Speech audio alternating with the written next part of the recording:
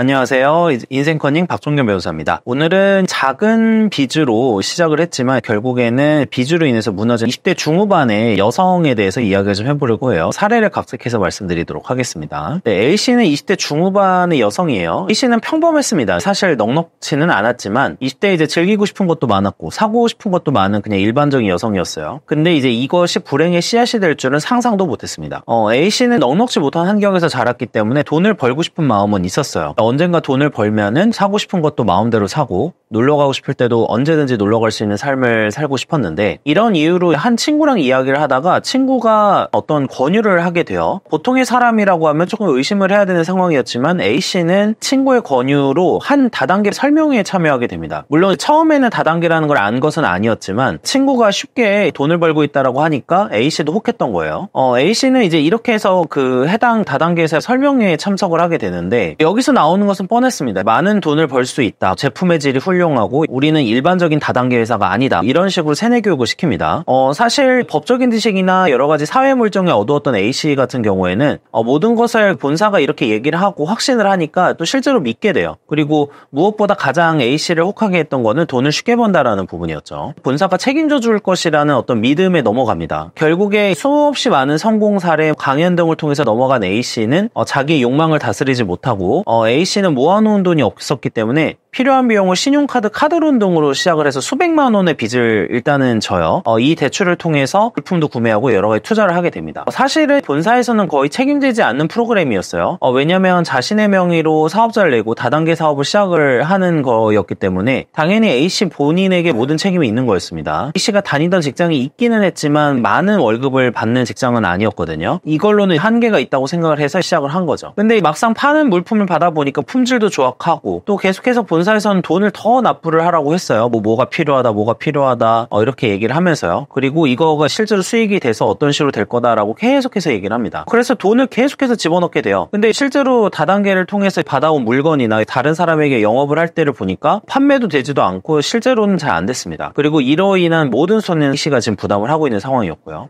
이 과정에서 이제 빚이 늘어나서 수천만 원으로 이르게 돼요. 회사에서 물품도 들여와야 했고 무엇보다 생활비를 계속 써야 됐으니까 빚은 계속 늘어납니다. 결국에는 팔지도 못한 채 물품은 계속 집에만 쌓여가는 거고 이에 대해서 본사에 항의를 하니까 자기 책임이 아니라고 해요. 왜 우리 보고 해결하라고 하느냐 이렇게 답변이 돌아옵니다. 물론 이제 처음에 회사가 사기성으로 그렇게 했을 수도 있지만 실제로 사업자를 본인이 내고 본인이 판매를 했던 것도 사실이에요. 그러다 보니까 실제 이러한 책임은 이제 본인이 져야 되는 그런 상황인 거죠. 어느 순간부터는 본사의 임원진들하고 이야기도 안 됩니다. 전화를 해도 전화를 받질 않아요. 나중에 알고 보니까 위에 있는 사람들은 돈을 들고 도주를 했습니다. 그리고 형사적으로 고소당했다 어쩌고저쩌고 막 얘기가 들렸는데 어쨌든 이러한 본사의 책임을 지우려고 해도 이미 회사에는 돈이 없었어요. 고소를 하려고 해도 하나하나 다 어려움에 봉착을 했습니다. 어쨌든 A씨는 사회 경험이 없었고 또 친구의 이런 권유에 쉽게 돈 벌 수 있다라는 솔깃한 제안에 넘어가서 많은 돈을 잃게 되고 수천만 원의 빚을 지게 돼요. 이제서야 이제 A씨는 후회를 하게 되는 거죠. 그리고 무엇보다 이 수천만 원의 빚이 문제였는데 이러한 빚에 대해서도 갚을 길이 막막한 상황이 됩니다. A씨는 사실 여기서 현명한 선택을 할 수 있었다면 조금 늦었지만 근무를 더 성실히 하고 여러 가지 부업을 하거나 아르바이트를 추가적으로 뛰더라도 노력을 한다면 빚을 갚을 수 있는 상황은 됐어요. 그러나 A씨는 여기서 최악의 선택을 합니다. 일단은 카드사 등에서 대출을 받은 게 있었고 이게 독촉이 거세지니까 일시적으로라도 문제를 해결하기 위해서 대부업체에 가서 돈을 빌려 해결을 하게 됐습니다. A씨 입장에서는 당연히 더 높은 이자를 내고서라도 일단은 독촉을 해결하고 싶었던 마음이 있었던 거예요. 일시적으로 고통에서 벗어나고 싶었던 마음 때문에 계속해서 잘못된 판단을 하게 되는데 결국에 더 높은 이자에다가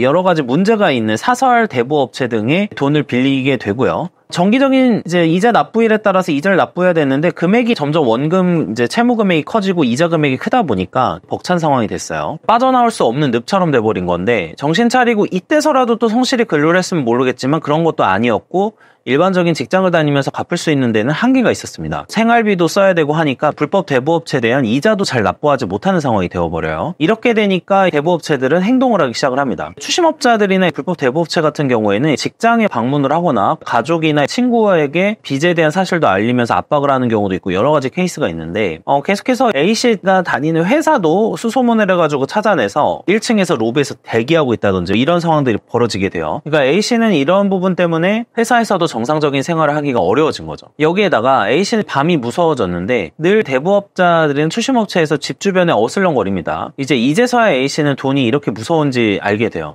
늘 일상을 추심업체 직원들에게 감시당한 느낌도 들고 실제로도 그랬고요. 밤에도 시도 때도 없이 추심 문자나 전화가 오기도 하고 그래서 부재중 전화가 수십 통이 찍혀있고 이런 상황들도 발생을 했어요. 그리고 집이 계속해서 감시를 당한 느낌이 들기 때문에 집에 와서도 편하게 쉴 수가 없었고 안전하지 않은 상황이 된 거죠. 늘 불안 속에 살아야만 하는 그런 상황이 된 건데 A씨는 이제서야 돈을 못 갚았을 때 상황이 무서운 상황이 될 수가 있구나라는 거를 이제서야 깨닫습니다. 그리고 자신의 인생의 빚이 어떻게 영향을 줄지에 대해서도 고민해 본 적이 없었는데 이제서야 깨닫게 됩니다. 그리고 집에 찾아올까 두려워서 집에 있어도 없는 척하고 불을 끄고 생활을 하면서 계속해서 청년의 시간이 지나가게 되죠. 이게 제가 청년이 빚이 생긴 이후의 상황을 보여드린 건데 물론 빚을 성실히 근로해서 다 갚으시는 경우도 있죠. 그러면은 큰 문제는 없어요. A씨처럼 성실하게 돈을 해결해서 벌기보다는 계속해서 잘못된 선택을 해서 돌려막기를 한다거나 독촉에 대해서 해결을 하기 위해서 그냥 더 높은 고리의 대금을 빌린다거나 이런 악순환에 빠지는 경우도 종종 발생을 합니다.